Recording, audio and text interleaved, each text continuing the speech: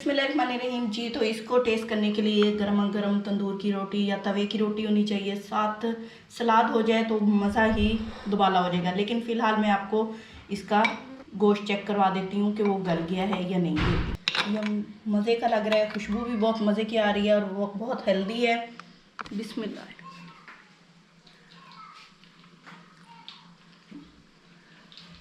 ऐसे लग रहा है जैसे हमने इसको। बिस्मिल्लाहिर्रहमानिर्रहीम, अस्सलाम वालेकुम and welcome to my cooking channel. उम्मीद करती हूँ आप सब खैरियत से होंगे। अल्लाह का शुक्र है मैं भी ठीक ठाक हूँ। आज की मज़ेदार सी रेसिपी लेके आप लोगों की खिदमत में हाजिर हुई हूँ। तो आप लोग इस रेसिपी को देखें और ट्राई करें। तो चलते हैं रेसिपी की जानिब, देखते हैं इस रेसिपी के लिए किन किन चीज़ों की ज़रूरत है। जी तो यहाँ पे मैंने हांडी ली है, उसके अंदर मैं डाल रही हूँ 1.5 किलो मटर। तो ये मैं डाल देती हूँ इसके अंदर जी। तो उसके बाद यहाँ पे मेरे पास है अदरक और लहसुन छिला हुआ, तो ये डाल देते हैं। 3 अदद प्याज, 3 अदद टमाटर जिनको मैंने हाफ कर लिया है, और यहाँ पे है ये मेरे पास 5 सब्ज मिर्चें, तो ये भी डाल देते हैं।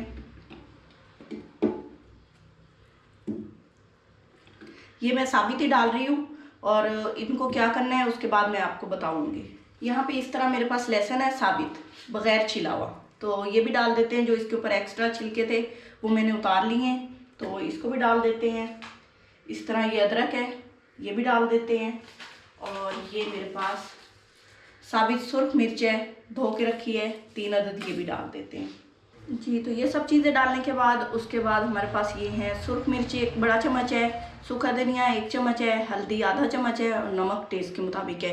कम या ज़्यादा जो टेस्ट आप लोगों का होता है आप उस हिसाब से नमक डाल सकते हैं जी। तो ये डाल देते हैं। ये मेरे पास 1 कप पानी है, ये डाल देंगे। फ्लेम ऑन करेंगे। फ्लेम ऑन कर दी है, इसके ऊपर ढक्कन दे देंगे।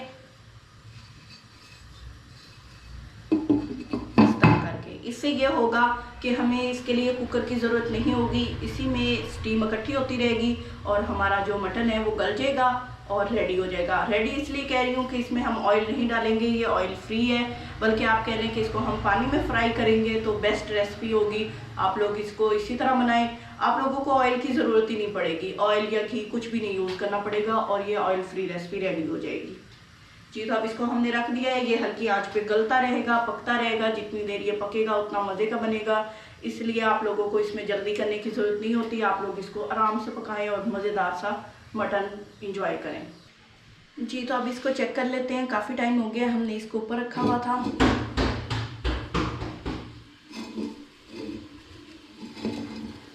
ये देखें जी, तो मसाला अच्छी तरह गल चुका है। आप टमाटर देख लें, इसके छिलके इस तरह अलग हो गए हैं, इनको भी हम निकाल लेते हैं। और साथ में आपको मैं जो प्याज डाले थे वो भी दिखा देती हूँ। ये देखिए कितने नरम हो गए हैं, इनको हम ऐसे ऐसे करेंगे ना तो ये मैश हो जाएंगे अच्छी तरह।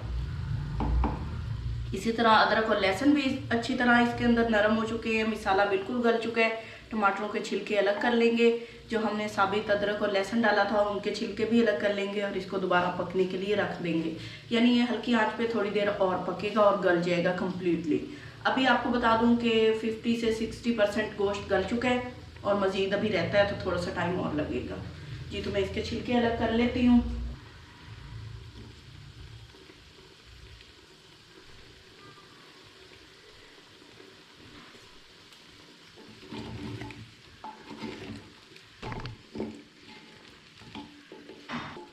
ये प्याज पड़े हैं, ये देखें कितने नरम हो रहे हैं और चम्मच से आराम से इनको मैंने पीस लिया है। इसी तरह अदरक और लहसुन को भी कर लेंगे जी। तो यहाँ पे मसाला अच्छी तरह हो चुका है, इसे चम्मच जब हम मिलाएंगे तो बाकी का मसाला भी मैश हो जाएगा। अब मैं इसके ऊपर क्या करती हूँ, फिर दोबारा ये ढक्कन दे देती हूँ और इस बार मैंने ऐसे ढक्कन दिया है तो ये अच्छी तरह इसमें पक जाएगा जी। तो मज़ीद थोड़ा सा टाइम गुजर चुका है और अब ये गल चुका होगा, इसको चेक करते हैं।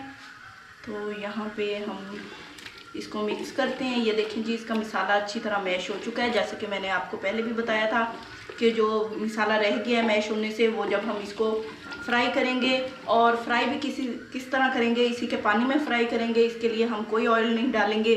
ये जो नज़र आ रहा है ये इसका गोश्त का अपना ऑयल है, घी है। तो जी इसको इसी में करेंगे। और गोश्त भी हमारा गल चुका है, जो टाइमिंग हमने इसको दी थी उस हिसाब से गोश्त अच्छी तरह गल चुका है जी। तो अब इसको मैं थोड़ा सा इसमें भून लेती हूँ, तो मिसाले की भी ग्रेवी बन जाएगी बहुत मज़ेदार सी।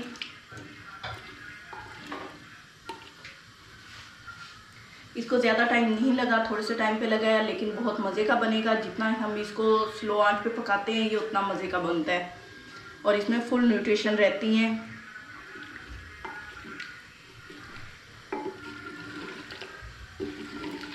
चम्मच हिलाते रहेंगे यहाँ ये होगा कि चम्मच हिलाने से बाकी का मसाला भी अच्छी तरह मैश होगा। वो जो मैंने इसके अंदर साबित सुर्ख मिर्च डाली थी, आप उनकी कंडीशन भी देख लें, वो भी अच्छी तरह नरम हो गई हैं, गल गई हैं।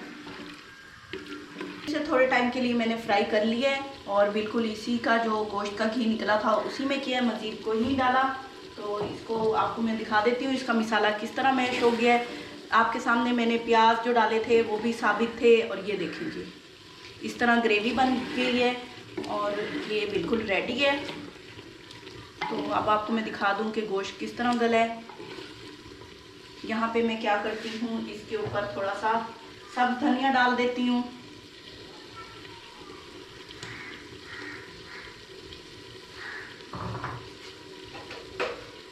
साथ में पिसा हुआ गरम मसाला डाल देते हैं, और अब ये खाने के लिए रेडी हो चुका है। तो अब मैं इसको डिश में निकालती हूँ। तो अब इसको टेस्ट करने की बारी है, तो यहाँ से मैं निकाल लेती हूँ। ये देखें जी मसाले के साथ हमारा मटन रेडी हो चुका है, और इसको यहाँ पे चेक करते हैं। इसे ज़्यादा फ्राई नहीं करते क्योंकि ये हमने पानी में गलाया होता है, तो ये इसी तरह रेडी हो जाता है जी। तो बाकी को मैं कवर कर देती हूँ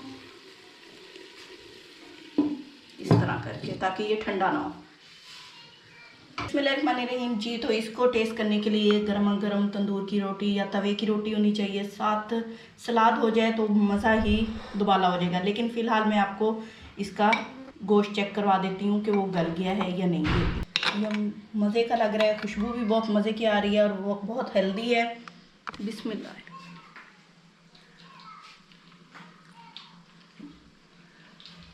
ऐसे लग रहा है जैसे हमने इसको ऑयल में अच्छी तरह फ्राई किया है, लेकिन इसमें कोई ऑयल नहीं डाला, जो भी था इसका अपना था।